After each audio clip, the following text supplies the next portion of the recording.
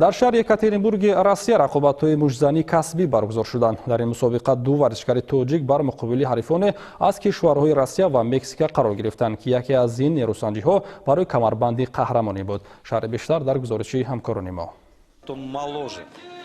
مشتزنی نامدار تاجیک اسرار واحدیف که سال 2011 چمپیون سبک وزنی جهان میانی نورسان در شهر آستانا می باشد، در شهر یکاترینبورگ با نماینده فدراسیون روسیه اندری فدورسوف نیروسنجی کرد. هر دو ورزشگر هم که تاکنون در مشتزنی کسبی شکست نخوردند، رقابت شدید در 6 دور انجام دادند. در طول رقابت اسرار واحدیف ضربه های نشانرس بیشتر داشته، محاربه هجوم کننده داشته، افضلیت به جانب او بود. نکته جالب این رقابت این است که ورزشکار تاجیک در این نبرد با دست شکسته هنرنمایی کرد و در اصل اگر بگیریم اسرار واحدیف رقیبش را یک دسته شکست داد. در انجام هر سه داور رقابت با یک آواز پیروزی را نصیب ورزشگر 24 ساله تاجیک دانستند. یادآور میشویم اسرار واحدیف همکنون ششمین نیروسنجی است که با پیروزی به انجام رسانیده. اندری فدورسوف روس باشد با اولین شکستش در مشتزنی کسبی روبرو شد.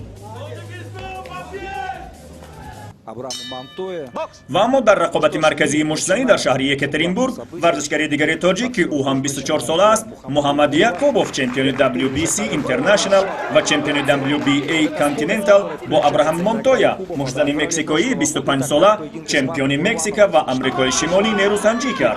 این رقابت برای عنوان چمپیون WBC برگزار شده. دو ورزشگر تا دور پنجم هنر و مهارت همدیگر را سنجیدند. پس از دور پنجم باشد ورزشکار تاجیک رقابت را تحت نظارت خود گرفته بهتر عمل میکرد و ضربه های دستی چپی او هدف رس بودند. همینطور این رقابت در 12 دور به انجام رسیده. در دورهای آخر هم که معمولا رقابت شدید صورت میگیرد، باز هم محمد یعقوبوف دقیق تر بوده رفت نیروسنجی را اداره میکرد.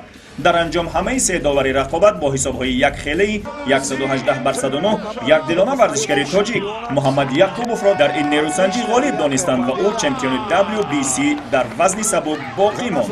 همینطور محمد یعقوبوف پس از 15 نیروسنجی کسبی همچنان شکست نخورده باقی ماند و ابراهام مونتویا پس از 21 نیروسنجی کسبی به دومین شکستش روبرو شد.